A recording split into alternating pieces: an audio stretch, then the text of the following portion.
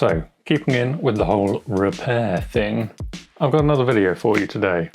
And this time it's on a lens. Today I'll be doing for you a Canon 50mm FD 1.4. Lovely. Such a lovely lens. I got twos. But today we'll only be looking at one of them, and today I think we'll do this one, which is slightly more beat up. So as we know, 50mm fairly standard, came with the majority of camera kits. Here's my old dad's Canon A1, ain't she a beauty? Look at her. It's with a 50mm 1.8, and the 1.4 by comparison isn't that much bigger. So ideal lens if you want an everyday walk around jobby. Lovely. So the lens itself mounts on lovely. Aperture appears to work if we stop her down. Ooh, there we are. Aperture appears to work, all hunky-dory like. I don't know how well you can see that, but it's all working for me. The issue that we're having with it though is, and once again, I'm not sure how well you'll be able to see this, but the lens itself is ever so fungusy and grim, and there's a bit of gunk there, and it's just dirty overall. So it's going to be a cleaning video more than anything. So yeah, with that, let's get into it. I haven't worked on the new FD lenses before. I've worked on the older FD with the proper breech lock mechanism, breech lock bayonet thing, and not so much with this one here, because normally you would, in fact, hang on, staying alive, it's a 135.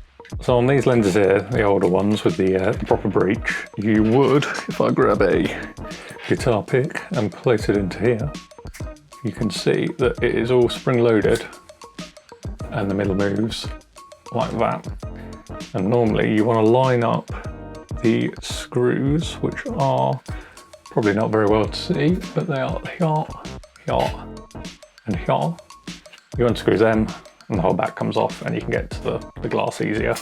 And to be honest, with this one, I'm going to start off with the front because it's probably easiest. I don't have another base to stick this on though. As you can see, it's got some pins on the back here that stick out. That's what controls the aperture, and normally you can't place that down without it falling over slightly. So I'm gonna have to mount it to the camera, I think.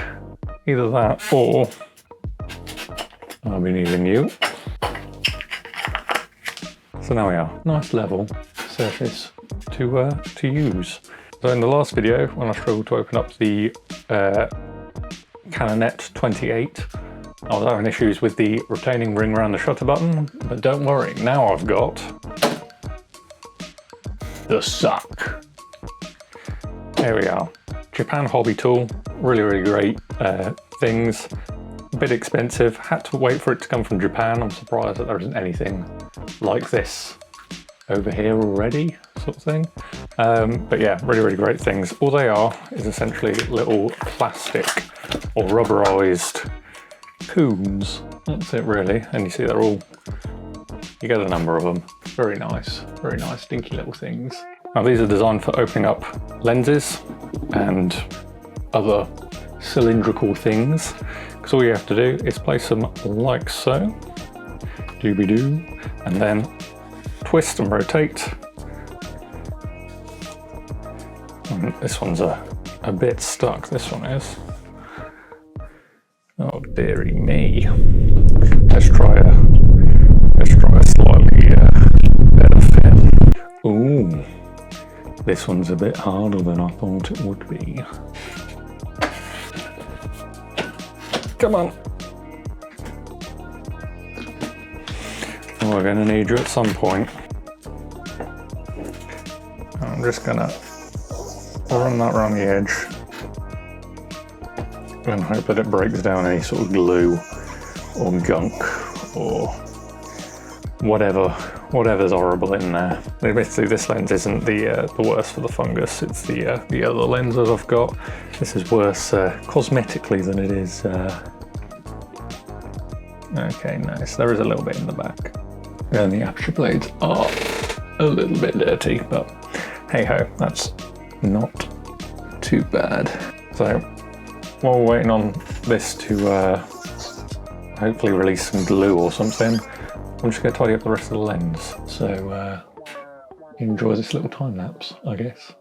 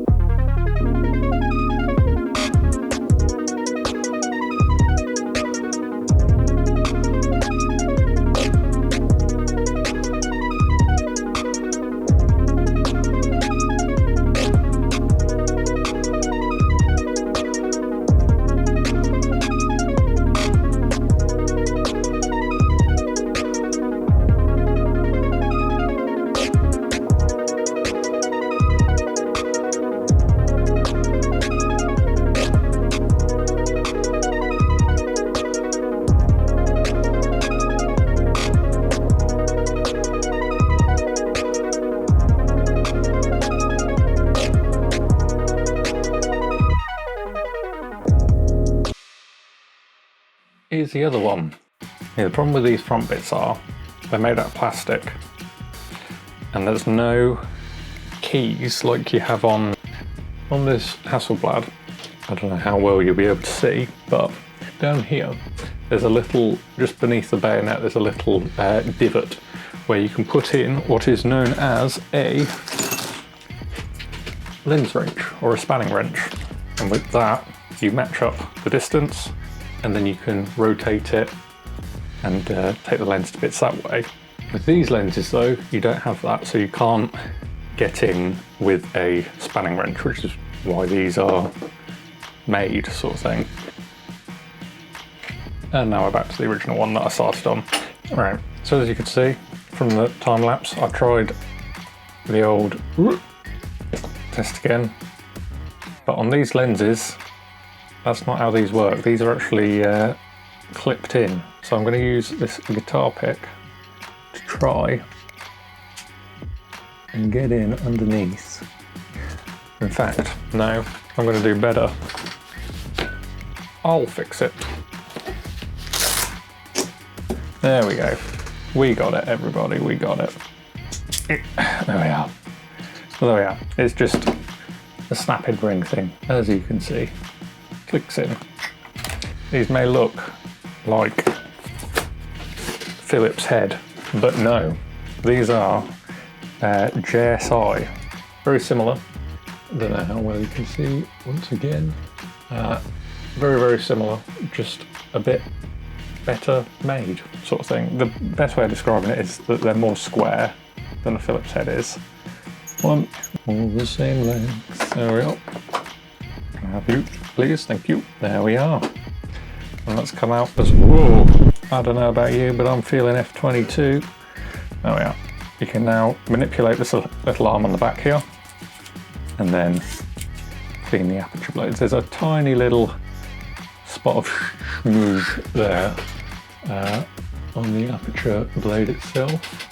Don't know how well you can see. Once again, it's black on black, so hey ho. Also, apologies for the chair. It's awful, I know. Let's get gloved up.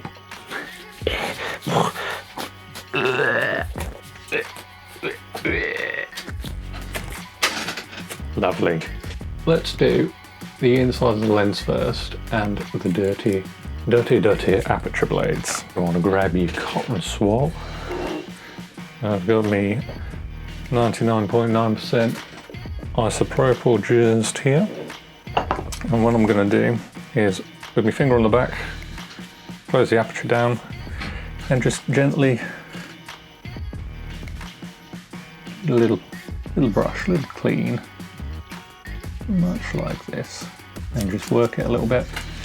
I don't know if it was rust or grease, or it possibly could have just been a watermark, to be honest, but give it a little zhuzh. And you don't want to push too hard, because if you bend or break any of these, well, that's a waste of money. So that is looking all good now. There's still a slight mark, but you have to sort of be looking for it to see it. So I'm saying that's pretty much good and done, sort of thing. There is some residue around here, which I'm just going to clean up once again. Oh, that looks fine. That looks all good to me. That looks all good to me. There is a slight fungus in the back there though. I might actually hold that thought. We got a fresh one. We don't want the aperture to close down, so it's fine. Where are we looking? Just there. Just in the back, just here. Yep, that is the fungus gone. I mean, I haven't had a thorough check, but that was the main offender in the back, so. Doobie-doo, doobie-doo. That is looking pretty perfect, if you don't mind me saying. Not how well you can see, but lovely and clean. Micro machines. This also had a weird rattle to it before, and now it's not doing that. I've fixed something by pure chance. Lovely jubbly. Yeah. Okay. A quick once over with the old ISO Pro. I'm so pro at buying cameras and not using them. That's what I'm so pro at.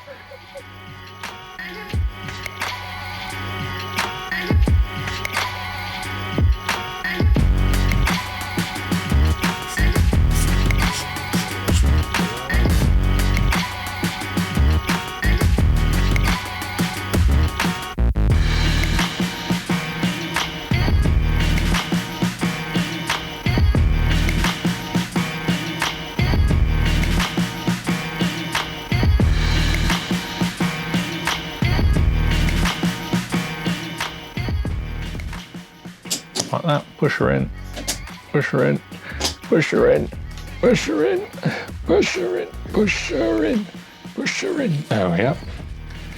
Give her a clean her up, boys. There we are. And there we are. That is how you restore, or clean at least, a Canon 50mm 1.4. So I want to try and get some more videos done this year on YouTube. So I'm thinking maybe doing a repair video once every 2 weeks and a shooting with the said repaired thing every following week. First Friday of the month, you'll get a repair. Second Friday of the month, you'll get shooting with it. Third Friday of the month, you'll get another repair. Fourth Friday of the month, you get another shooting video. So long as I can keep stuff coming in that isn't too expensive to repair or is beyond my repair knowledge. Oh, sorry, mate. So yeah, there you have it. Canon 50mm 1.4, all done. Thank you guys for watching. Thank you guys for subscribing, and I'll see you later on. Cheerio.